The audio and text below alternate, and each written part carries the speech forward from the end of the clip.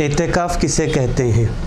एतेकाफ़ का मतलब ये होता है कि रमज़ान के आखिरी अशरे में इंसान अपने आप को अल्लाह की रज़ा की खातिर मस्जिद में रोके रखे, ये एतेकाफ़ होता है। नाज़रीन इकराम, हर एक को चाहिए कि वह अपना कुछ वक्त निकाल कर मस्जिद में बैठ जाएं, क्योंकि इंसान के ताल्लुक़ात, इंसान से, हमारे इंसानों से जो ताल्लुक़ात होते हैं वो तीन तरह के होते हैं। एक, हम ये बाज़ इंसानों के हवाले से हम ये सोचते हैं कि वो हमारे घर आए ही नहीं, वो हमारे घर ना आए, हम उससे नफ़रत करते हैं, हम ये सोचते हैं कि वो हमारे घर आए ही नहीं। बाज़ लोगों से हमारा ताल्लुक़ ये होता है कि बाज़ लोग आएँ घर, वो हमसे मुलाक़ात करें, लेकिन वो हमारे घर रात में नहीं ठहरें, यानी वो हम ये नहीं पसंद करते कि वो हमारे साथ रात गुजारें। बाज़ के हमारे साथ ताल्लुक़ात ये होते हैं कि अगर कोई हमारा पसंदीदा महबूब शख्स अगर कोई हमारे पास आए, सुबह से लेकर वो शाम तक रुका रहा और शाम में वो जाने की बात करता है, तो हम कहते हैं कि मैं तुम्हें जाने नहीं दूंगा, क्योंकि तुम मेरे महबूब हो, तुम यहाँ पर रहते हो, मुझे अच्छा लगता है, तुम यहीं पर रुको, एक और दिन रुक जाएं, एक और दिन रुक जाएं। ये हमारी ख्वाहिश होती है कि वो इतना जल्दी ना जाएं। इसी तरह नाज़रीन इकराम, बंदों के भी अल्लाह ताला से यही ताल्लुक़ात होते हैं। अल्लाह ताला, बाज़ बंदे ऐसे होते हैं अल्लाह ताला नहीं चाहता कि वो मेरे घर रुकें। बाज़ बंदे ऐसे होते हैं कि जिनको ये तौफ़ीक़ मिलती है कि वो मस्जिद पे आएँ और नमाज़ पढ़ें और जल्दी जल्दी चले जाएँ। लेकिन बाज़ अल्लाह ताला के महबूब बंदे ऐसे होते हैं कि जो मस्जिद में जब वो आते हैं तो अब अल्लाह चाहता है कि ये जल्दी ना जाएं, बल्कि ये मेरे घर में रुके रहें। तो हम देखते हैं कसीर से कसीर जमात जो मस्जिदों में एतेकाफ़ करती हुई नज़र आती है, ये सबसे बड़ी रब की तौफ़ीक़ होती है उनके साथ कि अल्लाह ने उनको अपने घर में रुकाए रखा है। अल्लाह चाहता है कि ये मेरे घर में रुके रहें। नाज़रीन इकराम, अब आप बताएं कि जहाँ जहाँ मसाजिद में कसीर जमातों को देखते हैं कि अगर वो एतेकाफ़ में हैं, तो वही लोग अगर किसी दुनियादार के एक शख्स के सामने, बड़े वडेरे के सामने जाकर उसकी दहलीज के सामने बैठकर अपनी मांग को रखें, क्या वो खाली हाथ हमें लौटाएगा? नहीं लौटाएगा, वो कुछ ना कुछ अता करेगा।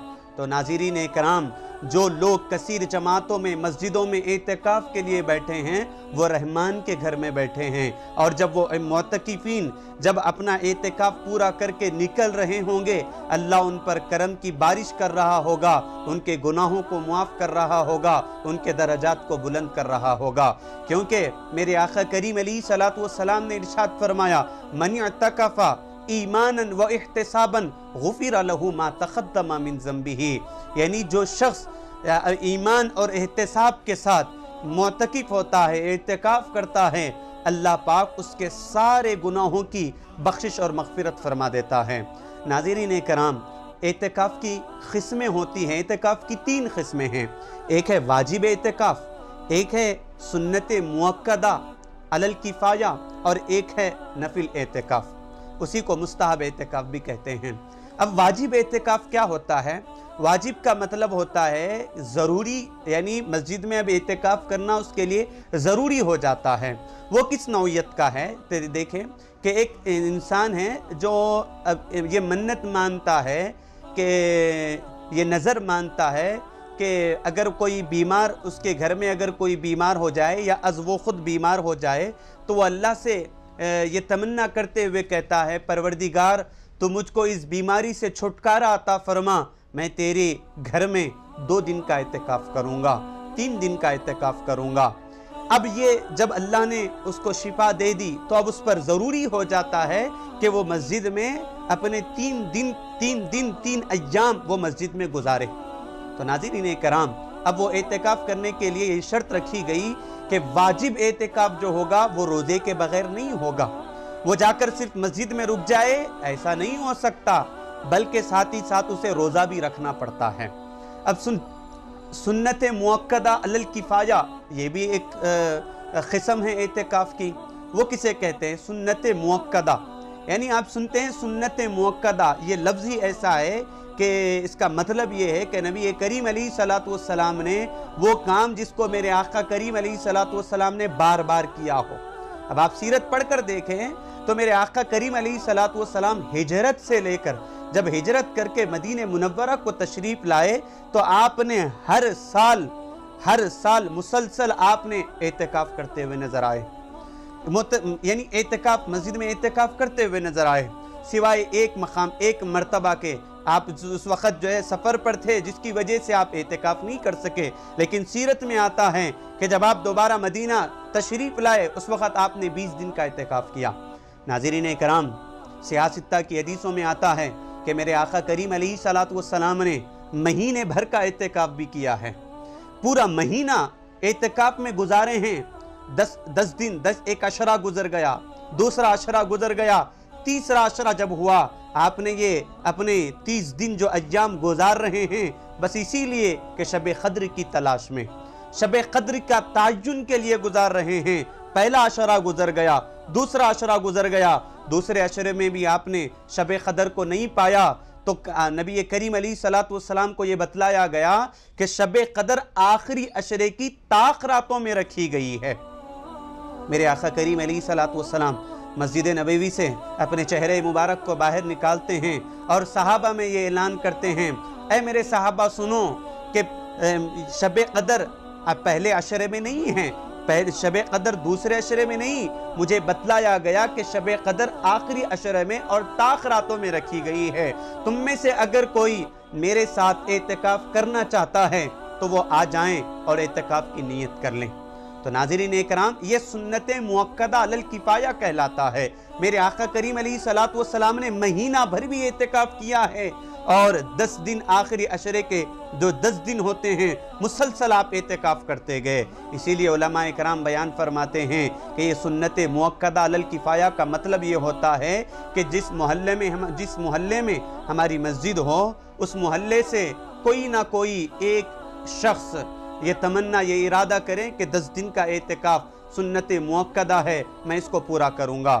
اگر محلے سے کوئی ایک شخص بھی اگر نہیں بیٹھے گا تو سب کے سب گناہگار ہوں گے، سب کے سب سے مواخذہ کیا جائے گا۔ تو ناظرین کرام، یہ ہے اعتکاف سنت موقدہ علی الکفایہ کا مطلب۔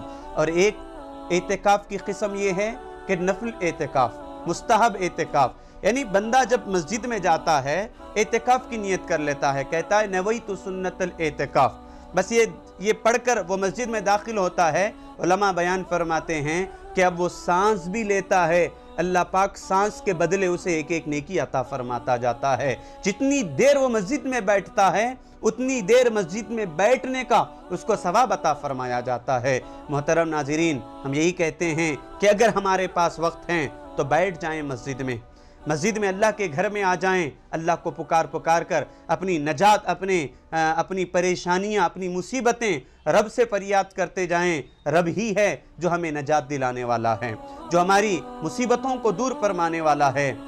ناظرین کرام، ابھی کچھ دن بعد آخری عشرہ آ جائے گا اور یہ آخری عشرے میں اگر کوئی انسان اعتکاف کرتا ہے، میرے آقا کریم علیہ الصلوۃ والسلام نے ارشاد فرمایا کہ اگر کوئی ایک دن کا بھی اعتکاف کی نیت سے مسجد میں ٹھہر جاتا ہے تو قیامت کے دن اللہ تعالیٰ اس کا بدلہ یہ عطا فرمائے گا۔ میرے آقا کریم علیہ الصلوۃ والسلام فرماتے ہیں حشر کا میدان ہوگا تو جہنم کو اللہ تعالیٰ اس ایک دن کے اعتکاف کرنے والے شخص سے اتنی دور کر دے گا، اس کو جہنم سے بیچ میں 3 خندقوں کا فاصلہ ہوگا، بڑی بڑی خندقیں ہوں گی جس کی مسافت میرے آقا کریم علیہ الصلوۃ والسلام فرماتے ہیں وہ ایک خندق کی مسافت مشرق سے لے کر مغرب تک رکھی جائے گی۔ اتنی 3 خندقیں ہوں گی، اللہ پاک اس شخص کو اتنا دور رکھے گا۔ اب بتائیں کہ جب اگر کوئی بندہ ایک دن کا رضائے الہی کی خاطر مسجد میں بیٹھ جاتا ہے، اپنے اوقات کو عبادتوں میں گزارتا ہے، اللہ کو یاد کرتا ہے، قرآن مجید کی تلاوت کرتا ہے، رب کا کرم اتنا ہو رہا ہے کہ جہنم سے وہ اتنی دور چلا گیا ہے، اتنی دور اللہ نے اس کو رکھا ہے۔ اگر کوئی 10 دن کا معتکف ہو جائے، 10 دن کا اعتکاف کر لے تو رب پر اس کی کیسی انعامات کی بارش نہیں ہوگی۔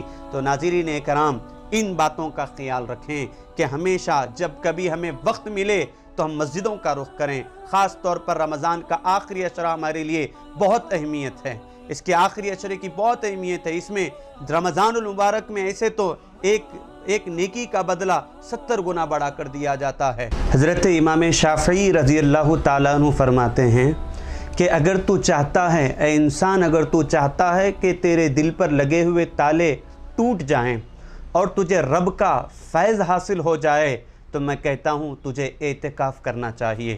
تو اعتکاف کے لیے بیٹھ جا، تجھ پر رب کا کرم ایسے ہوگا کہ تیرے گناہ بھی معاف ہو جائیں گے اور تیرے دل کے جو تالے ہیں وہ بھی ٹوٹ جائیں گے اور تجھے رب کا فیض حاصل ہوگا۔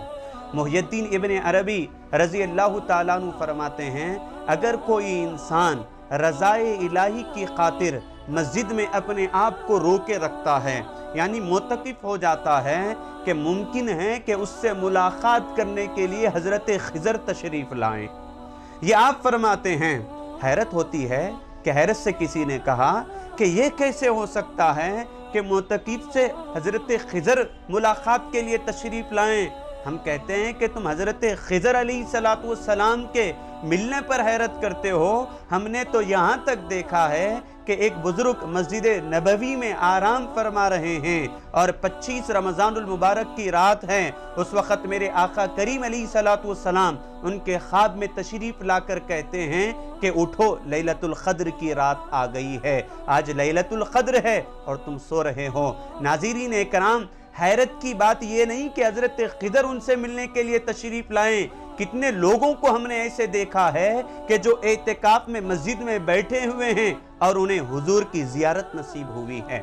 ناظرین کرام، یہی چیز ہے کہ جب بھی وقت ملے مسجد کی طرف آ جائیں، اور جہاں میں معتکفین حضرات سے یہ کہنا چاہتا ہوں کہ ہم نے دنیا کے کاموں کو چھوڑ کر بس مسجد میں آ گئے ہیں تو ہم اپنے اوقات کا تعین کر لیں، ہم اپنے اوقات کو تقسیم کر لیں کہ مجھے کتنے وقت سے کتنے وقت تک قرآن مجید کی تلاوت کرنا ہے، دعا میں کتنا وقت مجھے لگانا ہے، مناجات مجھے اللہ سے کرنی ہے، اس کا کیا وقت ہوگا۔ ناظرین کرام، یہ دنیا کی باتیں باہر نکل کر بھی ہو سکتی ہے، لیکن یاد رکھیں جب مسجد میں آ جائیں تو صرف اللہ کی عبادت کے لیے اپنے اوقات کو صرف کرتے جائیں، ہو سکے تو قرآن مجید کی تلاوت کرتے جائیں اور اس کی تشریحات کو سنتے جائیں، مفسرین کرام کی تفاسیر کو پڑھتے رہیں اور نبی پاک علیہ السلام کی سنتوں کو پڑھ کر یہ سمجھ کر پڑھیں کہ مجھے انہی کے مطابق، اسی سنتوں کے مطابق زندگی گزارنا چاہیے۔ اس امید سے پڑھتے جائیں اور اس امید سے مسجد میں جمے رہیں، بیٹھے رہیں، اللہ سے فریاد کرتے رہیں، یقیناً اللہ تعالیٰ اپنی رحمت کا دروازہ تمہارے لیے کھولے گا اور یقیناً ہمارے گناہوں کی بخشش اور مغفرت فرما دے گا اللہ تعالیٰ۔